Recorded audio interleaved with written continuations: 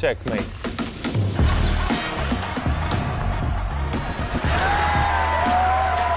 Nothing else matters.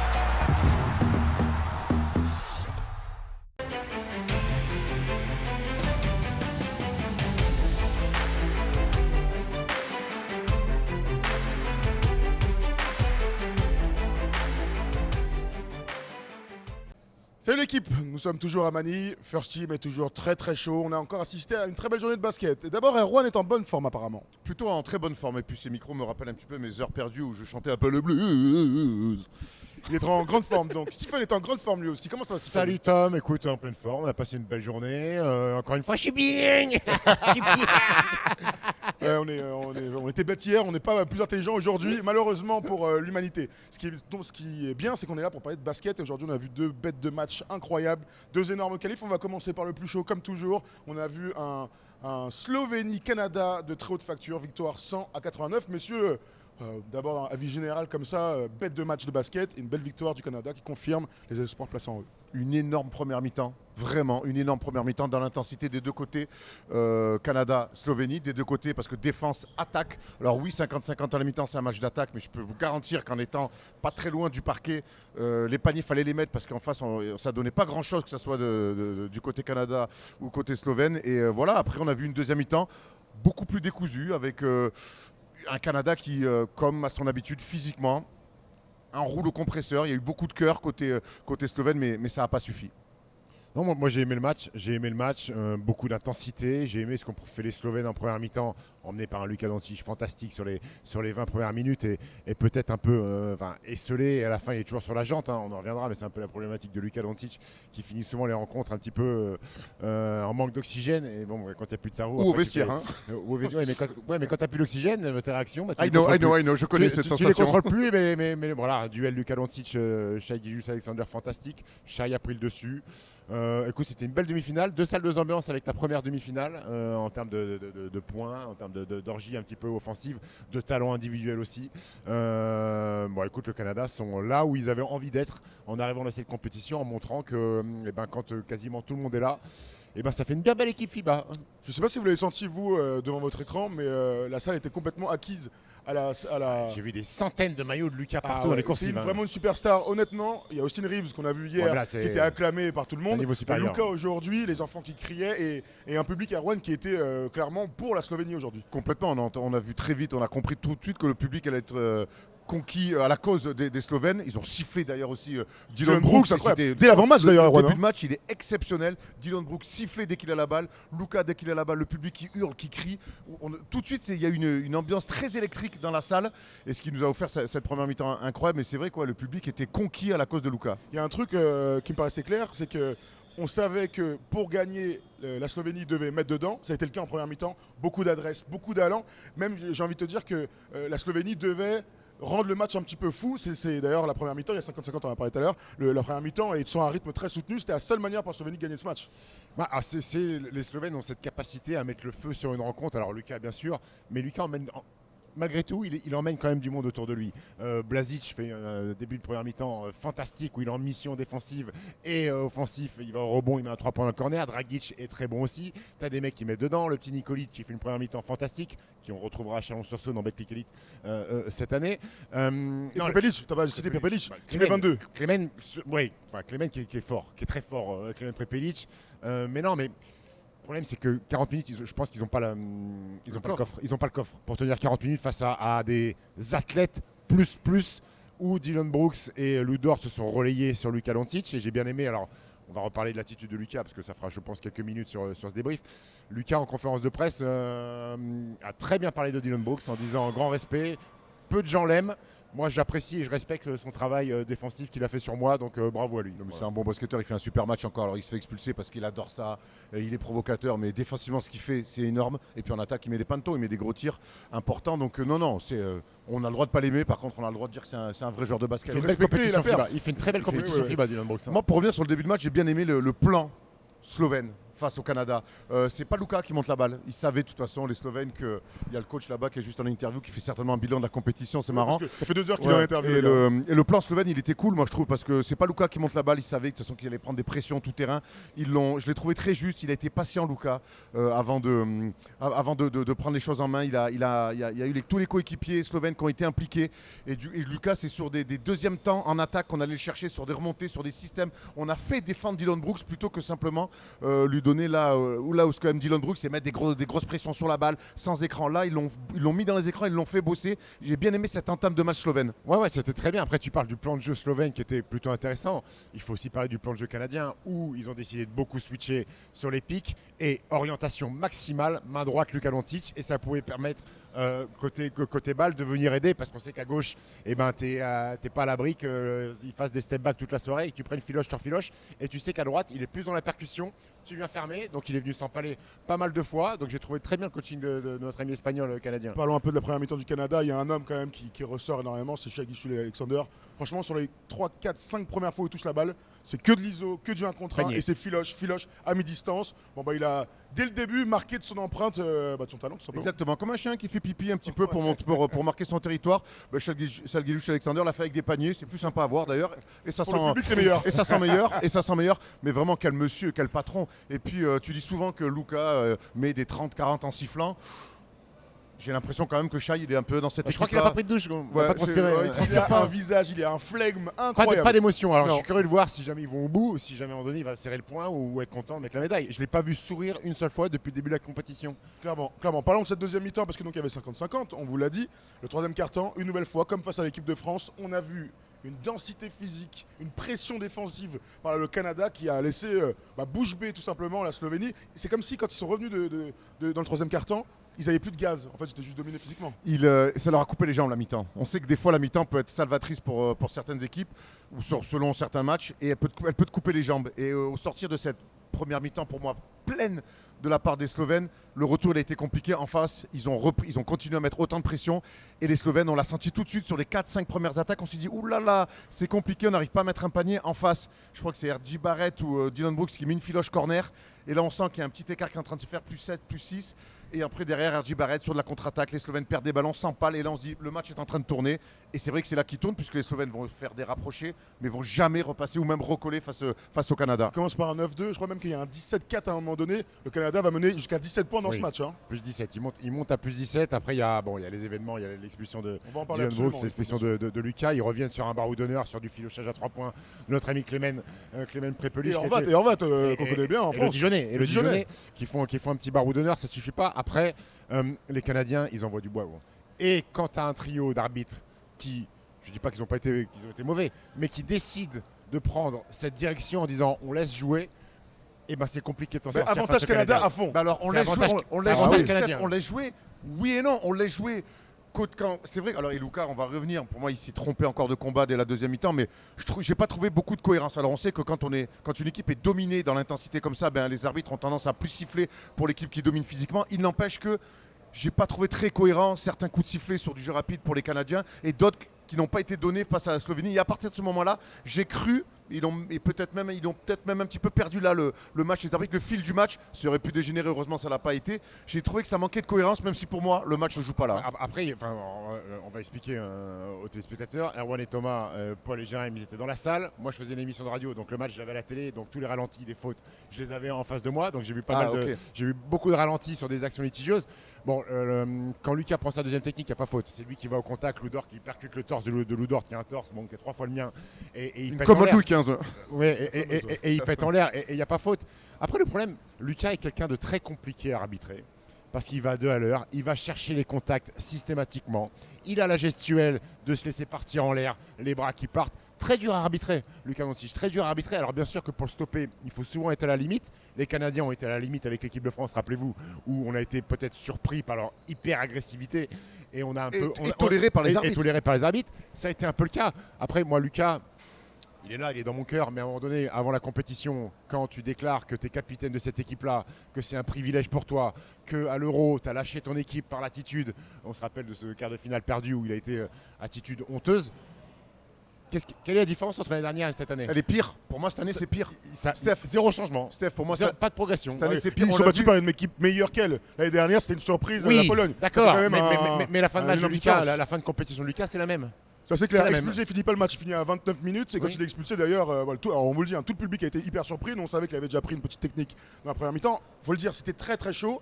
Il y a eu beaucoup de moments où il a râlé, où il était même été chiant. On se dit mais gros, t'es en train de sortir de ton match une nouvelle fois. Il y a eu ces moments où Parfois il a replie regardé, pas, il replie pas parce qu'il reste à parler avec l'arbitre, tu replies C'est pas. vrai, mais il est comme ça. Je pense qu'il faut D'accord. toujours faut accepter les gens. Là le problème Mais c'est t'as que le droit il avait d'évoluer, t'as perdu. le droit de progresser. Là, il y a Ça zéro reste- progression entre l'année Ça reste dernière et un cette mec de année. 24 ans qui vient d'un pays où on râle beaucoup. Il est comme ça, je crois. Oui. Et moi, ce qui me pose problème, c'est que il est dans son match, il est bougé clairement parce qu'il est très frustré ensuite.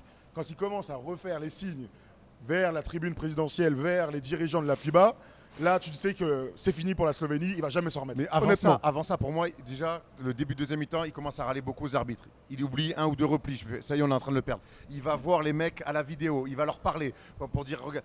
Là, je me dis, mais qu'est-ce qu'il va faire? Et puis tout le monde le voit, toute son équipe le voit, le public le voit. Donc tu sais qu'il est en train de vriller. Et quand il y a l'écart qui est en train de se faire à plus 14, plus 17, là, il va carrément invectiver les responsables de la FIBA, dont Jorge Jorge Garbajosa, leur faire le signe de la monnaie et tout. Au bout d'un moment, c'est aussi là. Enfin, Garbarossa, je pense qu'il serait plus content que la Slovénie soit championne du monde que le Canada. Ah bah, Si je peux me permettre, ouais, en tant que président de clairement. Écoute, en tout cas, ce qui est sûr, c'est FIBA Europe. qu'il a que 24 ans. T'as raison, mais l'axe de progression aujourd'hui de Lucas, C'est évident. c'est celui-là. Et c'est en NBA, c'est pareil. C'est qu'au bout d'un moment, s'il veut emmener son équipe, à qui il manque des choses, et on va revenir, il leur faut un tonton, il leur faut un côté athlétique. Mike Toby a été catastrophique Mike Toby a aujourd'hui, été bah oui. dramatique. Je pense qu'il était à deux doigts de me faire entrer à sa place. Et ça aurait pas été pire. Oui, je n'ai pas honte de le dire. Mais aujourd'hui, il leur manque autour de Lucas et tous ces beaux basketteurs, shooters.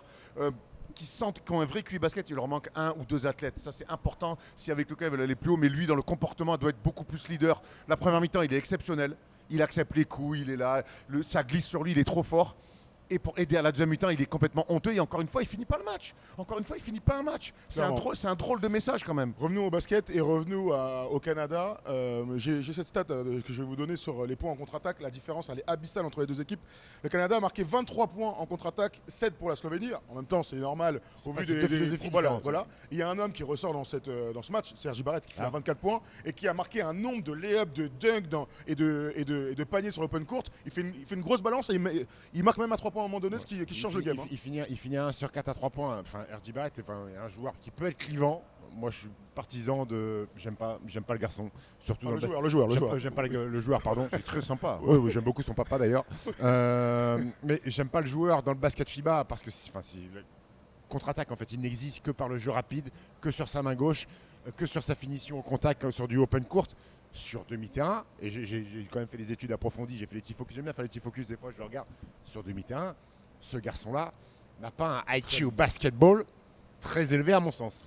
Ça reste mon opinion. C'est clair, on voit la même chose. C'est intéressant de le voir évoluer. On va le voir en demi-finale aussi. Ça sera très intéressant face aux Serbes. C'est clair que sur demi-terrain, il ne brille pas par son IQ. Par contre, c'est un putain d'athlète et c'est un filou.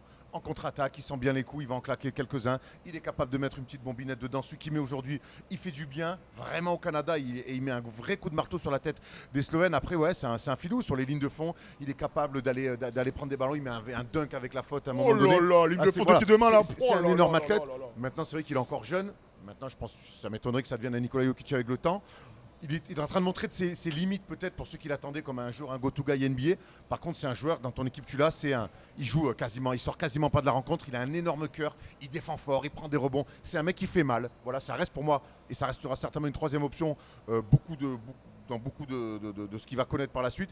Il n'empêche que c'est un ovni physique sur un terrain de basket qui joue poste 2, poste 3. Clairement. Bon voilà en tout cas victoire. 33 lancers francs pour les Canadiens. 33 lancers francs. Contre 16 ou 19 les Slovènes, je Tout crois. à fait. Attends, j'ai même le nombre de fautes. 29 fautes slovènes et 21 fautes canadiennes. Voilà. Et ça participait à ce truc vis-à-vis des arbitres et tout. Il y a eu une vraie différence entre les deux équipes. Bon, ça fait partie du jeu. Donc victoire donc du Canada. Un petit mot sur Kelly Olynyk, une stat impressionnante. Kelly Olynyk, alors le plus-moins, il est à prendre avec des pincettes. Kelly Olynyk, il joue 23 minutes, il est à plus 27 lorsqu'il est sur le Il terrain. fait pas un grand match individuellement, mais il est dans tous les bons coups. Mais C'est l'aiguillère du ciel, etc., etc. C'est le genre de mec, un peu comme Draymond Green. Oui, je me permets cette Même coupe de cheveux. cette Dirty comme, comparaison-là. C'est que c'est un mec-là, quand il est sur le terrain, le Canada joue mieux. Voilà. Tout Il y a simplement. le spacing est beaucoup plus cool, le ballon vit beaucoup plus, il y a des transferts rapides. On le dira jamais assez, c'est que quand tu es poste 4 et que tu n'as pas un tir ouvert ou que tu n'as pas un jeu high-low, eh ben, hop, transférer, rien que ça, ça donne de l'air. Et lui, quand il est sur le terrain, tu as fait ça toute ta vie, quand il est sur le terrain, le Canada joue mieux.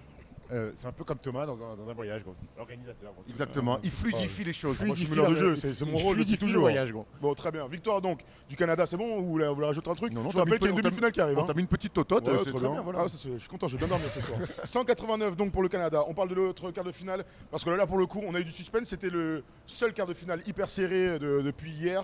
L'Allemagne s'est fait très peur face à la Lettonie. Extraordinaire Lettonie, Erwan. Bravo, bravo la Lettonie. Encore une fois, quel match. Steph, tu avais prédit qu'ils allaient un petit peu exploser parce qu'on se l'était dit en venant à la salle, on s'était dit qu'un quart de finale, un match sec, d'une Coupe du Monde, c'est un autre métier.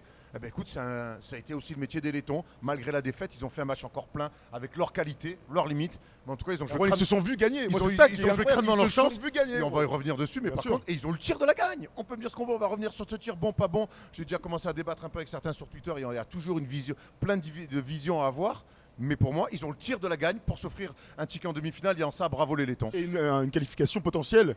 Parce que je vous rappelle que l'Allemagne donc et la Serbie sont qualifiés pour les Jeux de Paris. La Lettonie, si S'ils gagnaient, ils étaient. Bertens gagne, marque, ils vont aux Jeux l'année prochaine. Alors vas-y, allons-y à fond. 81-79 le score final. Il y a le dernier tir dans un comeback fantastique. Les Lettons nous régalent, etc., etc. Ils font le stop qu'il faut. Enfin, sur un Dennis Schroeder, dont on parlera dans quelques instants, qui a tiré une nouvelle fois et raté. Et donc Davis Bertens a ce tir à 9 mètres. Un tir à lui, comme on aime dire. Il rate de pas tant que ça finalement, même si un tir un à peu loin lui quand même. parce qu'il y a un rebond, c'est lui qui prend le rebond. Il remonte la balle, ces mecs le regardent, il y a quand même un jeu ouvert et il se lève. Alors Davis Bertens il a mis 6 bombinettes depuis sur le début du match. Dont un avec la faute en troisième quart. Où il peut dire bonjour à papa et maman avant de shooter. Il se lève après 2 dribbles sur une prise d'appui. Pour moi c'est un tir qu'il doit prendre. C'est le tir et je pense que les 4 autres mecs autour de lui, quand il se lève, ils se disent il va mettre dedans, il va filocher.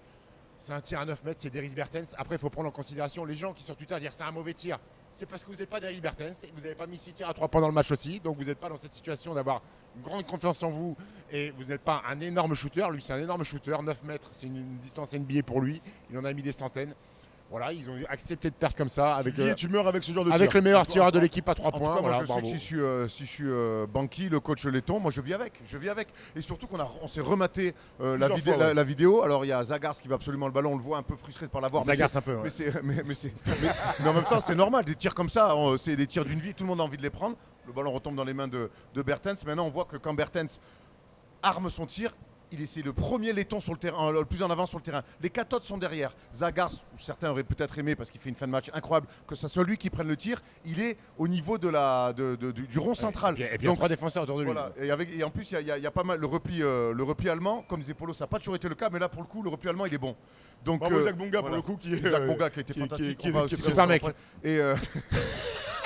Et donc pour moi, ce tir-là, c'est un tir avec lequel je vis sans problème, je l'accepte. Ok, tu l'as raté. En tout cas, la Lettonie s'est offert ce tir-là pour la gagne. Et crois-moi que les Allemands, ils se sont vus perdre. Les Allemands, tâchent dans le falzar quand le tir de Bertens il arrive. Le seul truc qu'on peut dire, et je crois que c'est une réalité du basket, c'est que lorsqu'il y a 6 secondes à jouer, qu'il y a 2 points d'écart, que l'équipe d'en face est dans le bonus, donc chaque faute amène sur les lancers francs, tu as toujours le petit espoir de dire fais un dribble de plus, peut-être, sachant que c'est le premier, tu es en 1 contre 1 avec Bonga et tu es lancé. Ouais. Alors c'est pas le joueur qui est capable de le faire. Et c'est pas ta spécialité de driver. Ah bah il a jamais fait de sa vie, disons-le, il a jamais fait de sa vie. C'est pas que c'est pas sa spécialité, c'est qu'il ne le fait jamais. D'ailleurs, les 3 dribbles pour remonter le terrain pour le tir, c'est les 3 seuls dribbles du match pour Bertens. C'est clair. Bon, en tout cas, et surtout qu'on sait que même quand il reste 6 secondes, si tu es dans la pénalité, à part des grosses fautes, on a rarement des coups de sifflet là-dessus. Non, moi ce que je dis, c'est que c'est Bertens, il prend son tir. On est juste derrière, honnêtement, franchement, on voit vite qu'il va pas rentrer. Je sais pas ce que vous en pensez, mais en tout cas, moi j'ai senti comme ça. Et vous savez que je sens bien les choses sur les tirs. Sur le moment, je me dis. Excuse-nous, mais vers du buisson. Pour moi, il le prend un peu vite. Parce que j'ai la sensation que derrière, s'il fait un dribble un peu loin, là, gros, il y a un lay-up. Il y a un lay-up, il y a une faute, il y a un truc. Moi, je vois en tout cas un mec qui prend un tir à lui. Ça veut dire, quand on dit un tir à lui aussi, c'est ça, important de l'expliquer, c'est qu'il est droit.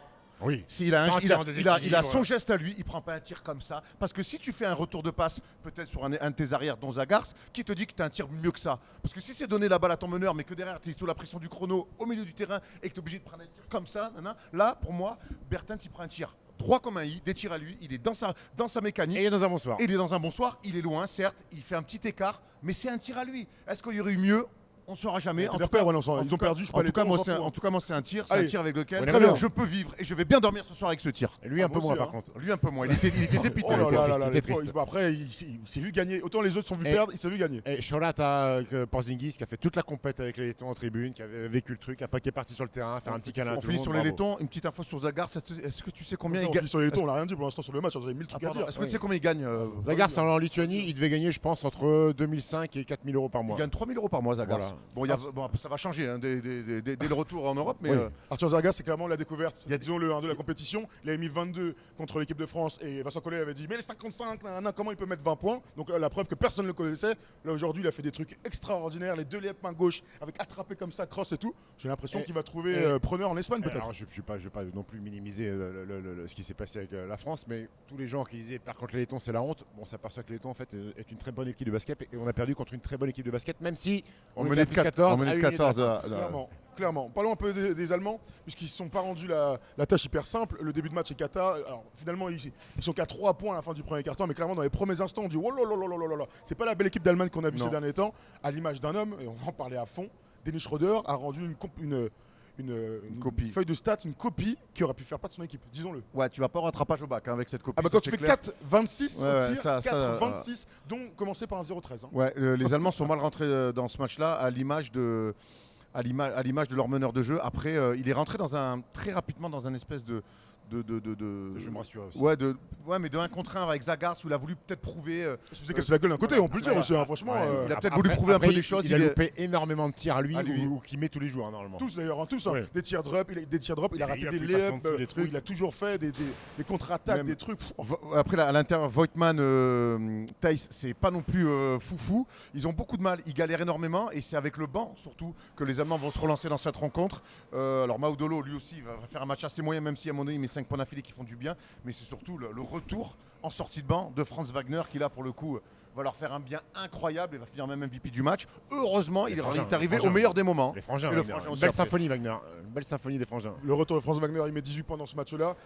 Stillman et Mo Wagner ont été. Tillman a un passage exceptionnel. Enfin, les joueurs du banc en première mi-temps sont très très bons. Tillman sur du post-up, il a régalé. Mo Duroboff aussi, Mo Duroboff. Wagner, qu'est-ce qu'il envoie du bois. Il donne son corps à la science, surprend des charges. À un moment, il vient doubler sur Roland Smith, il ne le voit pas arriver. Pang, ballon gagné. Il se jette sur un ballon près de la table de marque. Il va gagner. Il détruit Davis Berten sur un post-up. il lui marche dessus. Après, il va mettre un lay-up.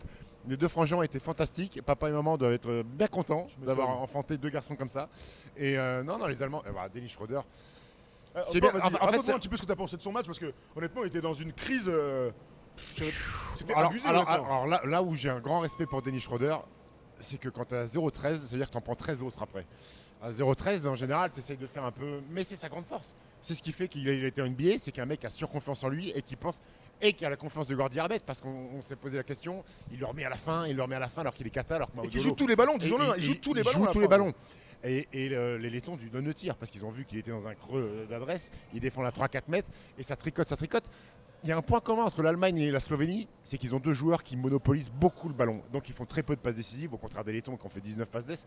Schroeder et Lucas, et à un moment donné, il se dit putain, le mec, parfois sur une attaque à 24 secondes, il a dribblé 21, 22 secondes. Mais il s'en sortent bien. On a vu la solidarité de ses copains à la fin parce qu'il a deux doigts de donner le match aux Lettons.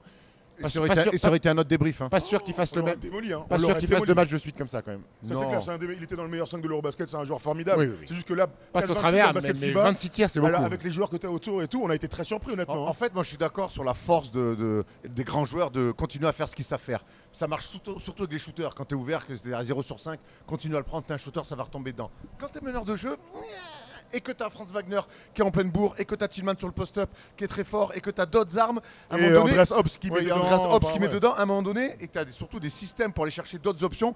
Il aurait été peut-être bon à un moment donné sur ce match-là qu'ils avaient en main pendant un moment à plus 12, plus 13, plus 14. Ils avaient ce match en main. Il aurait été bon peut-être que lui se mue dans un meneur. Peut-être C'est pas faire, c'est pas faire. Il sait pas faire, Juan. si, à bout d'un moment, il y a une place en demi à faire. Tu as le droit pendant 5-6 minutes. pour tuer le match, de monter la balle, annoncer un système et de te muer un petit peu dans un Emeric Janot, même qui ne sera. On lui demande pas d'être ça toute sa vie, mais quand tu es dans un trou noir d'adresse comme ça et que tu as d'autres armes à côté, ils ne jouent pas tout seuls. Ils ont une belle équipe, l'Allemagne. Pour moi, ils ont une petite chance d'être champion du monde si ça tourne bien pour eux. Il y a d'autres mecs autour.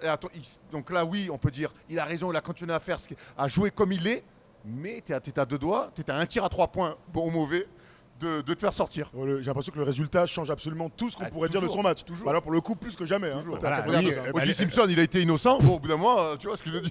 Regarde, Le résultat, Bah, le Michael verdict, Jackson aussi. Regarde. alors. le verdict est important, toujours. Bertens fait un match exceptionnel, il va mal dormir. Schroeder fait un match cata, je pense qu'il va passer une bonne nuit quand même. T'as raison. Bon, on se projette sur les demi-finales. Oui. C'est vendredi. Vendredi, donc les mêmes horaires que les matchs Oh non, d'aujourd'hui. attends, s'il te plaît. Ah quoi encore? On peut parler- on peut parler- frère. Oh, Non, moi j'ai des trucs à faire demain. J'ai 6h20 le truc. Je veux qu'on parle de Roland Smith, me casse pas les couilles. Mais gros, tu feras une émission tout seul. Tu fais comme Pierre Ménès. Tu te mets face à une caméra. Tu racontes ta vie. Salut, gros. aujourd'hui une vidéo d'1h30 sur Roland Smith. Frère, bravo Roland Smith. Bravo, Non, non, Roland. non, Roland, fantastique, les Bravo laitons. Roland. Les Ils sont laitons, comme à l'image de l'équipe. Ils ont été les fantastiques. laitons très bons, qui ont profité au début, les Allemands ils switchent énormément et tous les flashs, là, les gros babards, là, ça joue dans la raquette. C'est ça qu'on Franchement, voulait la dire. Lettonie, c'est très beau basket. super Très beau basket, basket, bravo. Ce qu'on s'est dit, les Lettons, ils n'ont pas un mec à 2-10 ou alors ils jouent pas. C'est Pachesnik. donc ils jouent pas et Dieu merci. C'est des mecs ils ont pas un mec à 2m10 à l'intérieur et pourtant la gonfle. Une attaque sur 2, elle est à l'intérieur. Il y a des flashs, il y a des paniers faciles. Au bout d'un moment, mettre la balle à l'intérieur, c'est pas qu'une histoire de post-up, il faut des grands. Il se passe des choses. Il faut dire bravo la Lettonie, Voilà, non on a vu des choses et ça sera le mot de la fin sur cette Lettonie. Bravo la Lettonie. Allez, le mot de la fin pour la Lettonie. Il y a quand même 2 demi-finales dont il faut qu'on parle. Elles auront lieu donc vendredi, je le disais, pendant qu'Arwan était en train de raconter sa vie. Mêmes horaires que pour les quarts de finale, donc on se trompe pas. Première demi-finale, comme je l'ai oublié, c'est entre Serbie la Serbie Et le Canada. et le Canada. Serbie-Canada, donc vendredi, ça va être 16h40. encore une fois une opportunité, une opposition de style assez incroyable. Prono, comment vous voyez les choses? Moi, je vais rester sur le Canada, qui est mon favori de cette compétition. Maintenant, je vais prendre un petit peu ta place. Je vais vous poser une question à tous les deux, sur laquelle j'arrive pas à répondre. Et on aura la réponse de toute façon vendredi. C'est, avec ce qu'on a vu de la Serbie, l'intensité physique, la profondeur de banc. Est-ce que vous pensez que cette équipe serbe peut matcher l'intensité physique du Canada sur un match en 40 minutes? Moi, je pense que non. Je pense que non, et je ne sais pas s'il y a beaucoup d'équipes actuellement dans le basket FIBA, mis à part Team USA, qui soient capables de tenir 40 minutes sur le répondant physique, sur prendre des pressions, sur prendre des coups, se faire boiser. Attention les Serbes, on a vu les Slovènes s'énerver, et les Serbes c'est un peu ça aussi, ils sont capables de s'énerver, de se frustrer, d'envoyer du pitch coup à l'arbitre et de prendre des fautes techniques. Maintenant, il va falloir que le Canada scoute bien parce qu'ils vont bouger, ils vont être pris dans les écrans. Encore une fois, il va y avoir un duel fantastique, Brooks sur Bogdanovic, Lou Dort sur Bogdanovic. En fait, à chaque match, Lou Dort et Dylan Brooks, ils savent que bon, allez, ils doivent stopper un mec et ils savent bien le faire. Maintenant, moi j'ai une interrogation. Alors, ils ont des soldats, les Serbes, mais qui va défendre sur Shai Gilgeous-Alexander? Abramovic, justement, j'allais l'amener ton gars là que tu nous as présenté, qui nous a régalé. Est-ce qu'il n'a pas le profil parfait Je l'aime bien, pour l'envoyer en mission? Je l'aime bien, mais il arrête Elio Kobo et Mike James en Euroleague. Là c'est quand même. Non, mais c'est aussi dans ces moments-là qu'on se révèle. C'est oui. une demi-finale de Coupe du Monde. Et le Lucie va devoir se sacrifier comme Stefanovic. T'enverrais qui toi alors sinon? Je sais pas s'il existe quelqu'un en fait. Ah d'accord. C'est Non, ça, mais de oui. toute façon, le but c'est pas qu'ils mettent 0 un chat. Non, bien sûr. C'est de C'est le de c'est réduire de- parce que là, les aujourd'hui. pourcentages sont très hauts, donc il faut réduire ces pourcentages. Mais ouais, voilà, voir comment mon gars Nicolas Milutinov peut influencer sur le gars d'Arwan, Il va dominer de ouf. peut influencer sur cette rencontre face au Canada, face à Powell, face Il joue à Olynyk. En tout cas, à l'intérieur, c'est Powell, Olynyk, Basta. après, et vaut mieux. Hein. Mais Oui, vaut mieux. tu vois, Après, c'est intéressant que tu parles de Milutinov qui, on l'a vu face à Valentuna, ça a clairement relevé le défi. Je suis curieux de voir aujourd'hui, je vois quand même Dwight Powell qui joue beaucoup, mais parce qu'il prend la place et qu'il est grand, qui en attaque vraiment ne regarde même plus le cercle. S'ils arrivent sur Dwight Powell à lui provoquer des fautes rapidement et à faire mal là-dessus, ils vont devoir très vite décaler Olynyk en poste 5. Et RJ Barrett en 4.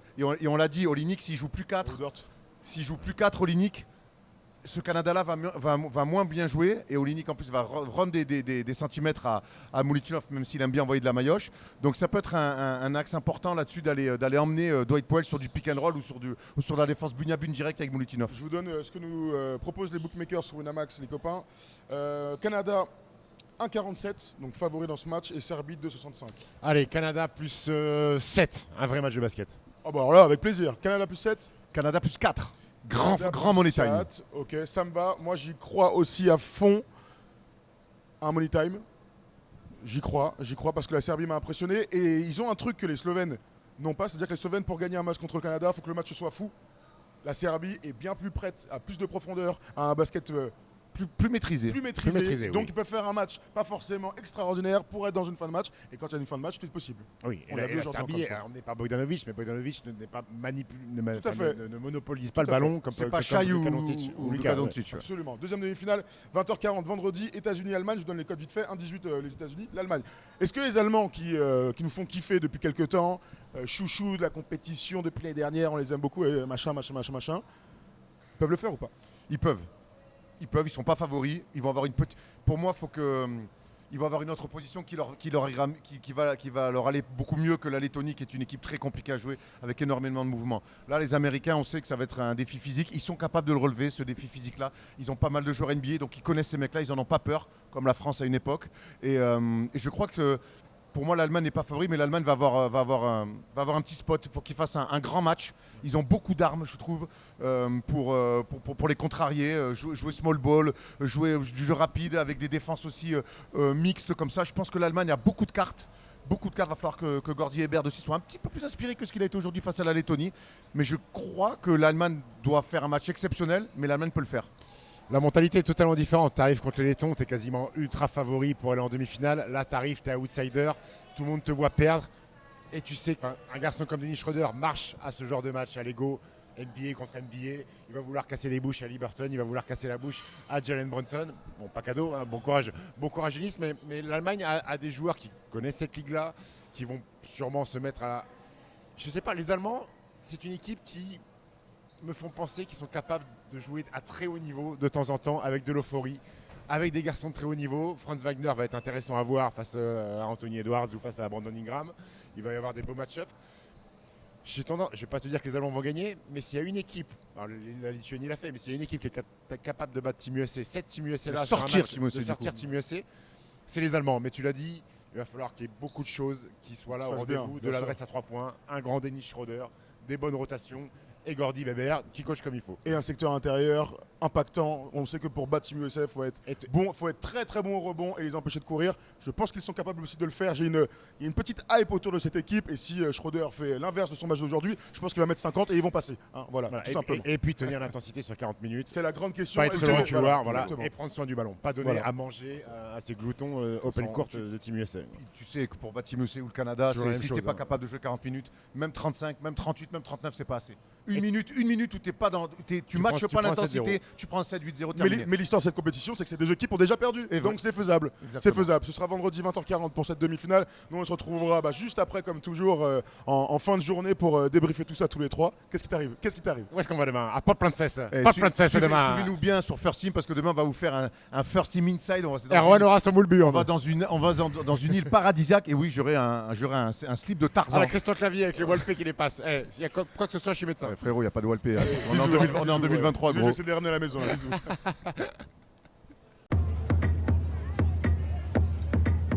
Checkmate.